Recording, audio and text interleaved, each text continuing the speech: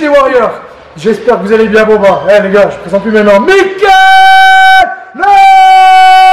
Lemou.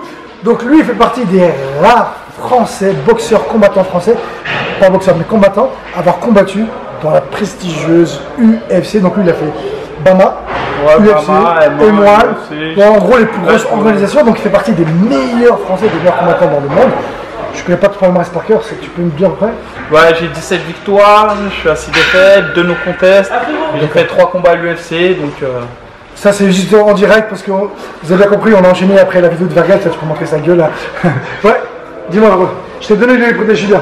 Ah, dis-moi. Non, juste ton Insta. SBR Fight TV. Donc voilà, donc c'était du direct. Donc là il y avait notre ami Vergas qui a demandé mon numéro de téléphone, Christian mais il n'a pas pu venir. Donc voilà, c'est cool. Donc on répète le palmarès de Mickaël. Ouais, bah ça doit être 17-7 de mémoire. J'ai 3 combats à l'UFC, j'ai combattu dans de nombreuses organisations. Le dernier en date c'est Obama pour la ceinture. Et là on va me revoir au M1 donc dans pas longtemps, le 9 mars, le 10 mars. Donc c'est bientôt. Et ce qui est dommage, c'est qu'il y a plein de combattants français comme lui qui ne sont pas mis en avant en France. Parce que là, c'est pas vu par les médias, un peu boycotté, c'est vraiment dommage parce que c'est un grand champion, il a boxé les meilleurs dans toutes les grandes nationales. Et pour vous, il va vous montrer 3 techniques de soumission en étranglement. Donc restez avec moi, c'est parti, c'est maintenant!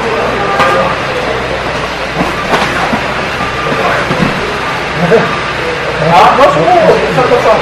Donc là, quand on va se prôner ici, moi je vais vous montrer des techniques, donc justement comment on peut finaliser mon adversaire. Ça peut être hyper efficace. La première, elle est très connue, c'est l'anaconda. Il va suffire pour moi, je vais scroller, donc j'ai une main en dessous. Je vais venir mettre ma main et la ramener le plus possible à l'intérieur. Avec mon autre bras, je vais venir cadenasser le tout.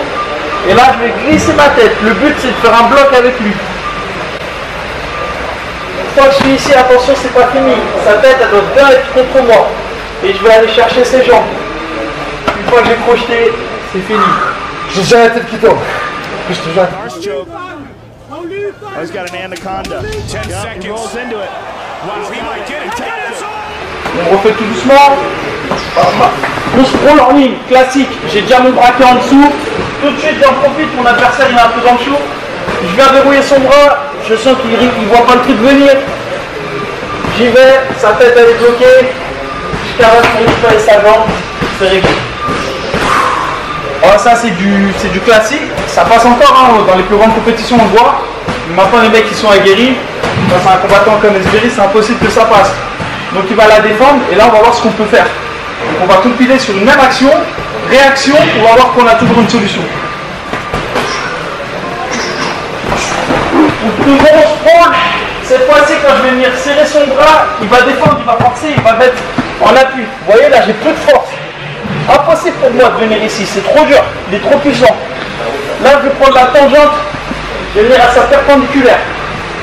Je vais mettre l'os de ma main ici. Qu'est-ce qui va se passer?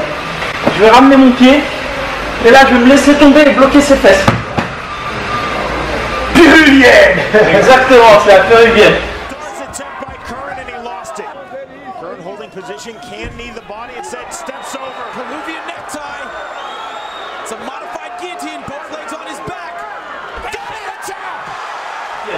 Si je bloque pas ses fesses, qu'est-ce qui se passe? Attention, j'en vois beaucoup faire ça des fois en compétition. Bah ouais, exactement. C'est pour ça qu'il est hyper important quand on est ici, de venir, une fois qu'on l'a ressenti, on vient tout de suite bloquer et on compacte le tout. Celle-ci elle est ultra efficace. En plus ça fait paniquer parce que voilà, il le fait de manière gentille.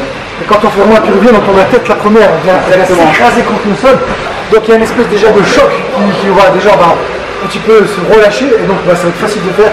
Et en plus quand on est pris, il y a aucun échappatoire. Enfin moi je péruvienne, moi aussi je suis d'accord avec toi sur la péruvienne, l'étranglement il est trop violent. Une fois qu'elle est faite c'est fini, c'est mort. Une fois qu'elle est grillée, elle va le passer. Je suis d'accord avec toi. Mais il y en a encore une troisième si jamais elle passe pas. Cadeau les amis, cadeau. C'est vraiment cadeau et elle est ultra basique.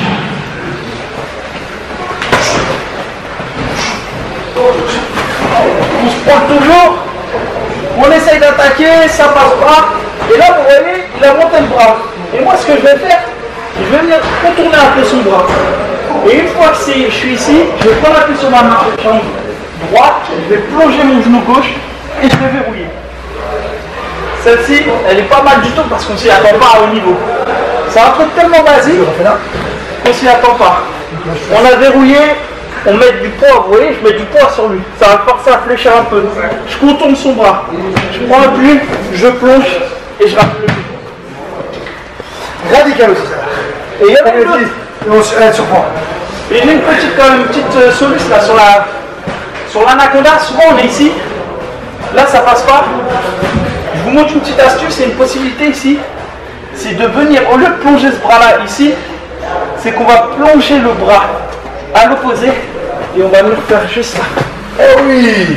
Ah oui. Donc ça c'est une sorte ça vaut d'or. on ne connaît pas le nom, on va l'appeler l'anaconda inversé, mais elle est pas mal du tout. C'est-à-dire que l'anaconda, on va chercher ici, à verrouiller ici et faire un 360. Mais là, si on a verrouillé, ce que je vais faire, c'est que je vais rentrer mon bras droit et tout de suite, je vais venir verrouiller. Une petite subtilité. Je vais en profiter parce que lui il l'a fait. Une petite variante quand on est sur la combat. Donc voilà. Donc là, on est passé. Très souvent, il y en a beaucoup. Ils veulent venir chercher la jambe en fait. Il n'a pas besoin. Donc là, en fait, je vais juste faire ça. En fait, je vais tout mettre mes poids là pour éviter de les chercher parce que des fois, vas-y, recule. On va jouer au jeu à la souris en fait. Et il compte. Donc là, moi, je vais juste faire ça. Je fais juste ça. Voilà, je compte et franchement, bah voilà, c'est terminé, c'est radical. Et je fais énormément de pas. Je n'ai pas besoin d'aller venir chercher ses jambes. Donc il y a encore moins de chance pour lui de défendre. Bah écoute, Merci à toi. elle est fort, hein. Il vous a montré 4 techniques, on a rappelé 4 vagues de terrain, tout est simple, il n'y a pas ça, donc c'est génial.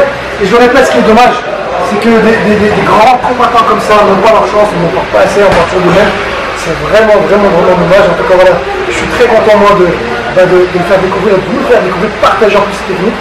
Je veux être bien évidemment au début et à la fin de ce combat, de ces highlights, comme ça vous pourrez bien l'apprécier. Et puis je pense qu'on en refera d'autres vidéos avec lui, et pourquoi pas lui qui vienne chez nous à Lyon, à la Team Evo. En tout cas, merci comme d'habitude. Merci beaucoup. Comme d'habitude les gars, un pouce bleu, commentez, partagez. Si vous êtes nouveau, une fois que vous êtes abonné, pensez à mettre le petit lien. Et puis maintenant à vous de jouer. Fight!